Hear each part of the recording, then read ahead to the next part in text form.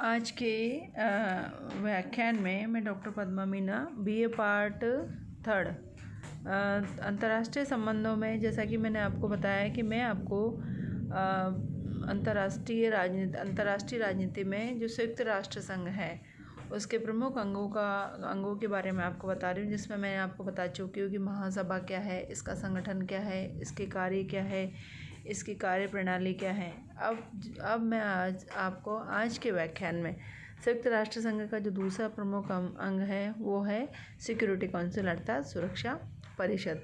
तो सुरक्षा परिषद क्या है, सुरक्षा परिषद के क्या कार्य हैं, सुरक्षा परिषद की क्या क्या शक्तियां हैं, इसके बारे में मैं आज आपको बताना चाहती हूँ।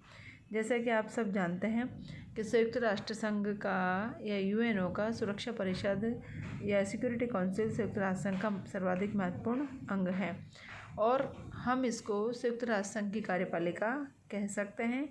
और कार्यपालिका होने के कारण ये संयुक्त राष्ट्र संघ का मूल और प्रधान अंग है। और सुरक्षा परिषद को संयुक्त राष्ट्र संघ की कुंजी भी कहा जाता है और कार्य अभिकरण भी कहा जाता है। और संयुक्त राष्ट्र संघ का केवल एकमात्र यही अंग है जो अंतर्राष्ट्रीय शांति और सुरक्षा को बनाए रखने के लिए और आक्रमण के विरुद्ध सामूहिक अनुशासन का प्रयोग कर सकता है। आज के व्याख्यान में आपको सुरक्षा परिषद का संगठन क्या है इसके बारे में आपको बताना चाहती हूँ। जो संयुक्त राष्ट्र संघ है उसके चार्टर के 5वें अध्याय में अनुच्छेद 23 से 32 तक सुरक्षा परिषद के संगठन, कार्यों और मतदान का उल्लेख किया गया है। वर्तमान में सुरक्षा परिषद के सदस्यों की संख्या 15 है, जिनमें 5 स्थायी सदस्य और 10 अस्थायी सदस्य हैं। स्थायी सदस्य हैं संयुक्त राज्य अमेरिका, इंग्लैंड, फ्रांस, रूस और चीन।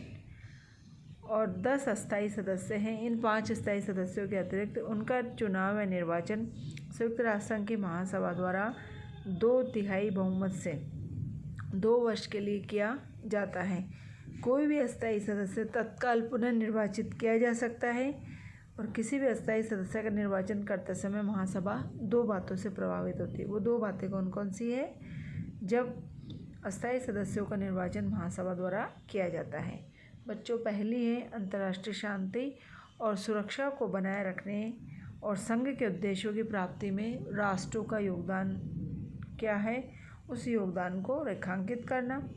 दूसरा है सामयिक भौगोलिक वितरण, अर्थात कि संयुक्त राष्ट्र संघ की सुरक्षा परिषद की अस्थायी सदस्यता किन देशों को मिले, उनकी सदस्यता निर्धारित करने से पहले 2 मुख्य रूप से ये बातें निर्धारित की जाती है जिनका सभी राष्ट्रों को ध्यान रखना आवश्यक है। तो जो वर्तमान है उसमें भौगोलिक जो 10 अस्थायी सदस्य हैं उनका भौगोलिक वितरण इस प्रकार से किया गया है, जैसे अफ्रीका और एशिया महाद्वीप से 5 सदस्य, पूर्वी यूरोप से 1 सदस्य, लैटिन अमेरिका के 2 सदस्य और पश्चिमी यूरोप और अन्य देशों के 2 सदस्य।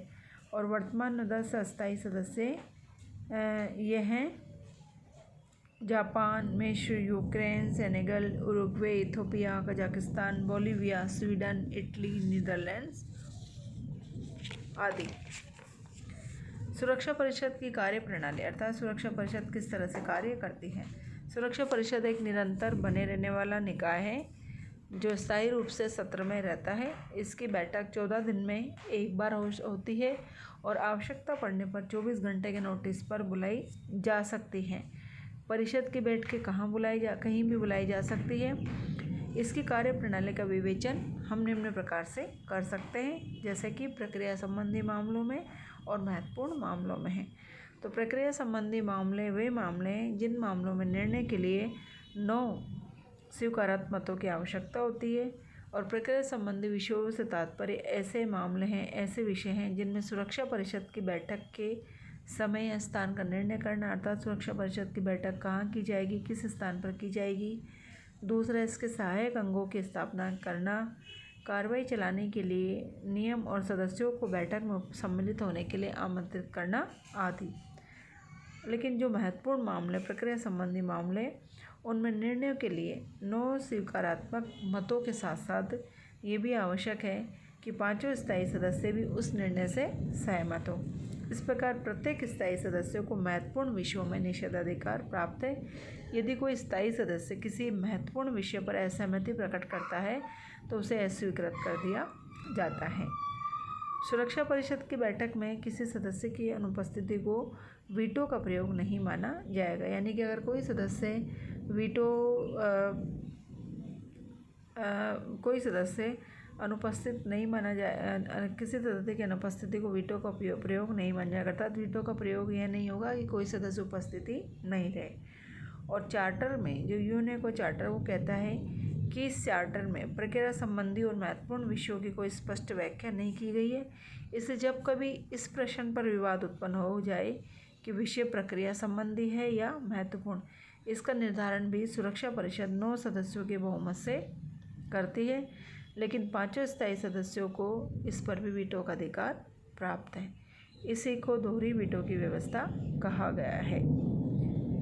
संघ का कोई भी सदस्य या वह सदस्य, चाहे उसका सदस्य नहीं हो, वो सदस्य राज्य जो परिषद के सम्मुख प्रस्तुत विषय से संबंधित या प्रभावित है, परिषद के विवेचन में भाग ले सकता है, लेकिन उसे मतदान में भाग लेने का अधिकार नहीं होता है। और सुरक्षा परिषद की अध्यक्षता माह के प्रथम दिन परिषद के सदस्यों में से अंग्रेजी वर्णमाला के अनुसार बदलती रहती है। अब मैं आपको सुरक्षा परिषद की कौन कौन सी समितियाँ इसके बारे में बताना चाहूँगी। सुरक्षा परिषद की समितियों को गठित करने का मुख्य उद्देश्य ये है कि ये समिति अपने कार्यों को सुचारू रूप से कर सके। इसलिए कुछ समितियों की स्थापना की गई, जैसे विशेषज्ञ समिति। ये समिति वो समिति जो नवीन सदस्यों को प्रवेश देने वाली मुख्य समिति है। दूसरा है सैनिक स्टाफ समिति, और तीसरी है नियंत्रण आयोग या सुरक्षा परिषद के ही ये अधीन माना गया है। अब आपको मैं अगले व्याख्यान में सुरक्षा परिषद के क्या कार्य है और उसकी क्या शक्ति है इसके बारे में बताऊंगी। धन्यवाद।